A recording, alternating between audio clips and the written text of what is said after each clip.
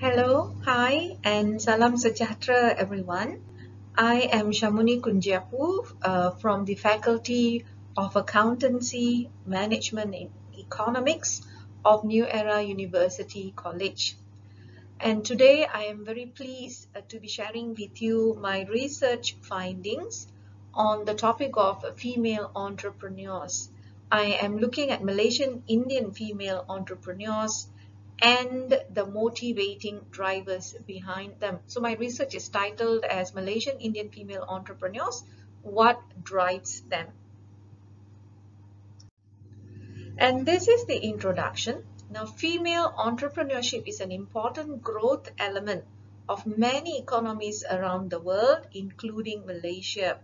Now, SMEs have always been called the backbone of our economy as they represent 97% of the overall total business establishments, and they contributed about 38% to the Malaysian GDP, 48% to the total employment, and 18% to the exports of Malaysia, as reported by Department of Statistics in Malaysia for the year 2020. And in year 2017, it was also reported that in every 5 business establishments in Malaysia, one is actually owned by a female entrepreneur. So this goes to prove to us that the economic power of females in Malaysia is steadily growing, and therefore this warrants a detailed research to have a better understanding so that sufficient and relevant assistance be given to these female entrepreneurs in Malaysia. We now look at the meaning of female entrepreneurship. So let's start by looking at the general definition of what entrepreneurship is all about. When we talk about entrepreneurship, this is basically the ability to identify and pursue opportunities to fulfill unmet wants and needs of the society through innovation and creativity. Right? So an entrepreneur is an individual who is able to see an opportunity. Every crisis provides an opportunity, and they tap into this by providing products or services through a very innovative and creative way.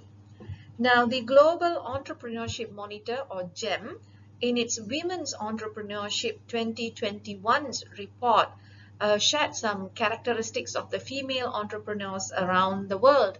So in their report, they have shown that female entrepreneurs normally run much smaller businesses with about 6 to 19 employees compared to the male counterparts.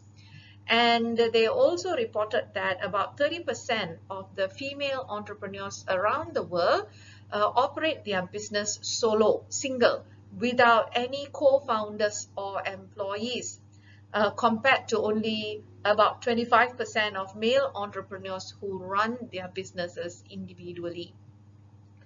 Now, most early stage entrepreneurial activity for females are reported to be in the wholesale or retail sector. The percentage given was about 51.3%, while the male entrepreneurs in the same sector was reported to be of 43.4%. So we can see that the majority of female entrepreneurs basically start venturing into entrepreneurial activities through retail trade sectors or wholesale. Okay, now let's take a look at the female entrepreneurship from the Malaysian perspective or from the Malaysian context. Arifin et al. In 2020 reported that the female entrepreneurs from Malaysia often begin their journey as petty traders or as unpaid workers in family business, and or they sometimes start up micro businesses, and only in the recent years they have actually ventured into traditionally male dominated fields or areas. And in terms of what actually motivates them, studies by Anisiobi et al. In 2014, as well as other scholars, shows that the female entrepreneurs are motivated through extrinsic and intrinsic factors.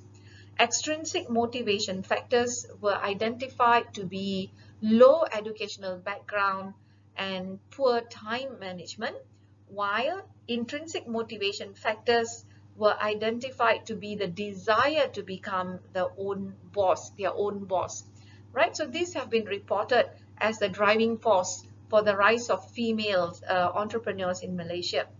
Now, there have also been quite a number of studies done to identify the challenges faced by female entrepreneurs in Malaysia. And findings shows that they face challenges, right? Multiple challenges. And this could be challenges that are related to the resources, to their own personal matters or personality, economic and political challenges, cultural challenges. They have got individual characteristics as a hindrance. They have issues with family support. They have got issues with loans and financial support. And generally coming from a society that sees gender inequality as a norm, and they also have problem receiving appropriate mentoring and coaching assistance. And it was also noted that the female entrepreneurs have issues competing locally and internationally, as reported by a number of studies that were looking at this topic on female entrepreneurs. We continue with the literature review by looking at the ethnic entrepreneurship. So ethnic entrepreneurship is described as the ownership of businesses by members of immigrant and also ethnic groups. So the ethnic entrepreneurship in Malaysia refers to the businesses owned by different ethnic groups such as the Chinese or the Indians. So there are about 38,138 Indian-owned SMEs in Malaysia, and of these, only about 3,497 businesses are earning about ringgit Malaysia 500,000 or more a year, according to the Edge in 2015. Okay, to assist the Indian community overall and the Indian business persons, the Malaysian government has set up a special secretariat for the empowerment of Indian entrepreneurs, or SEED. And this was set up by the Prime Minister's Department, right, in assisting to give out about 180 million for the Indian community through various initiatives and means. So SEED had about 180 million ringgit at its disposal from the SME Corp Malaysia, Malaysia Industrial Development Finance Berhad, and another 13 Islamic banks, right? So this is to help the Indian entrepreneurs with the difficulty in obtaining financial assistance and also other funding. Okay, and there are also number of financing schemes available to the Indian entrepreneurs, such as the Indian Entrepreneur Development Scheme under Tekun, which provides Indian micro enterprises and SMEs the needed facilities and advisors to start and also to expand their business. Okay, looking at the continuation of ethnic entrepreneurship, studies have been done, and in 2017, a study by Xavier and Gomez stated that the Indian ownership of share capital in Malaysia had only seen a very small increment from 1.1% in 1970 to 1.2% in 2007 and 1.6% in 2008. A very, very small increment between this many number of years, and this was reported to be only a tiny fraction of increment in comparison with the Bumiputra ownership. The reason cited was that the many Indian-owned SMEs in Malaysia were adversely impacted by the implementation of the new economic policy, or NEP, and they could not obtain or renew their licenses to carry out business activities, as reported by Marimutu in 2016. Okay, despite its poverty reduction and wealth redistribution objective, the NEP had very little effect on resolving the pressing economic challenges faced by Indian entrepreneurs in Malaysia. Nevertheless, a tiny number of Indian business people managed to be engaged in property development, construction, hotels, and other services-related enterprises with some political support, again reported by Marimutu in 2016. Okay, for this study, I have used a qualitative approach. Basically, a qualitative exploration was used. The reason being because we don't have much information about the Indian female entrepreneurs, so it was necessary to explore this phenomena. So the qualitative explorative study was the best design for this. And for this study, semi-structured interviews and also secondary data analysis were used as part of its methodology. Now, if we see that there are two different data sources, and this is done for the triangulation purpose. Now, when we use different data sources, this is called as methods triangulation. And methods triangulation actually helps to improve the credibility, validity, and also clarity of the study. Now we look at the population and sampling. Definitely the population for this study are the Indian female entrepreneurs in Malaysia. And a purposive sampling method had to be used because we do not have adequate information about this population. And many of these micro and small business owners are not registered with Companies Commission of Malaysia. Therefore, we don't have an accurate number of them. So purposive sampling actually eased the pain in identifying the needed participants. Right, so in total there were 5 female entrepreneurs and their details that were analyzed and used for this study. Now, as mentioned earlier, there were 2 data sources. The first one was a semi-structured interview. This was used to understand the motivations behind 3 female entrepreneurs. And in part of the secondary data, I have actually used social media content where the entrepreneurs have shared their personal stories and motivations of why they have started their businesses. Now, social media platforms such as Twitter and Facebook have been popular sites for research purposes of lately. However, there had always been issue with, is this ethical for researchers to use such available data, and there are queries whether these data are private or public, and how do we maneuver the ethical issues. Okay, as with any research procedure, there are ethical issues which this study addressed. All right. The first of such is that we had to ensure the anonymity of the participants, right? Whether the data was collected through semi-structured interview or through social media.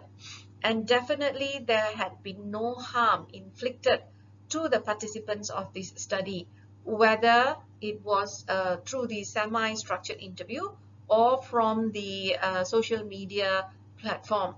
And as for the social media platform, an additional step was taken. And this additional step is that I have personally written to these entrepreneurs. Their contacts are available in the social media, and I have sought consent from them to have their details, relevant, necessary details used in my study. However, I have assured anonymity on their part and I have kept to it. So in this situation, this study have addressed all the ethical issues that are important in ensuring that the data has been collected in a proper manner and with the consent of the participants. Now, the data that were collected through the semi-structured interview and also the analysis of the social media uh, was analyzed using a thematic analysis as proposed by Brown and Clark. So Brown and Clark says that we have to familiarize the data and we have to initiate, all right, or generate an initial set of codes, and then we collapse these codes into sub-themes, and we collapse the sub-themes into the overarching themes. Now, I would come to that, and these are the demographic details of the participants who were used in these studies. A majority of my participants were ladies that fall in this age group 41 and above, 80% of them. And I had very little young ladies venturing into entrepreneurship, about 20% of them. Okay, and majority of them are in the business related to food services, all right? Either they prepare home cooked food or they supply food, all right? And some of them were in health and wellness related, about 20% of them, and also in plastic container business, about 20% of them. Majority of these entrepreneurs are located in Selangor. 60% of them are from Selangor, 20% of them are from Perak, and another 20% of them are from Penang. And majority of these females are married. 80% of them are married entrepreneurs, and 20% of them are still single. When it comes to their educational qualification, it is very interesting to note that most of my participants, majority of them have got tertiary qualification, and about 20% of them have got secondary qualification. And when it comes to the business size, okay, 100% of them were individual business owners. They run the business solo with no co-founders. These are the codes, sub-themes, and themes that I have developed from the analysis of the corpus of data from the semi-structured interview and also from the social media platform. So from the transcript, I have picked out quotes like I ventured into the business because I wanted to uncover my hidden talents, or I discovered my hidden talents. I want to realize my potential. I wanted to create awareness to the society, to the public. I want to prove to myself. I had to venture into this business to support or to find a cure for my child's illness, or I had to go into entrepreneurship because I had to take care of children. I had to support my children because they are furthering studies. I have to support my family because there is lack of income. I just needed some extra income, or I was interested in passive income. So these codes were then collapsed into sub-themes. So I have decided they best fall under personal factors, personal elements, family elements, or financial elements from the context of the interview. All right, and these sub-themes were then collapsed again to develop the themes. So a majority of the personal factors actually represent opportunities for the female entrepreneurs, while the other factors, the family and financial factor, actually shows that these are the needs that the entrepreneur need to fulfill. Okay, so I developed these two themes from the data analysis. Okay, so this would be the discussion and conclusion. The findings of this ongoing study, as mentioned at the beginning of my presentation, I have not completed the study. We are still identifying more entrepreneurs to be interviewed, and I'm still in the process of seeking consent with a few other entrepreneurs who have posted their stories on Instagram and Facebook. I'm still in the process of obtaining their consent. So later on, it is once the study is complete, we would have a larger number of participants, right? So this is an ongoing study, and up to now, what I have seen and the analysis up to now shows that they are mainly driven by needs and opportunities. So these are the driving factors. So to the question, what actually drives the Malaysian Indian female entrepreneurs? They are driven by these needs and also by the available opportunities. Okay, with the rise of Malaysian Indian female entrepreneurs, there is definitely a need to make sure that they receive specific financial and other assistance as initiated by government. So we need to make sure that the initiatives by government reaches them, right? They are aware of such initiatives and it reaches them. It is not blocked somewhere, right? Okay, and these entrepreneurs must be encouraged to make use of such opportunities. And this is very important for the survival and growth of their businesses. For these entrepreneurs most likely need to register their businesses with the authorities. Okay, and these entrepreneurs must also be upskilled. Never mind if they have a tertiary level qualification, but they would need to be trained and upskilled in business that would enable them to compete locally and internationally. And many of them, since they are starting the business and running it alone, as the data shows, 100% are micro businesses, and they are on their own. They would certainly benefit from mentoring and coaching activities, right? So this would be the conclusion that I have drawn from the analysis of the study that I have done up to now. Now, should you have any further questions or comments, I welcome them and feel free to share them with me, right? Thank you for your kind attention.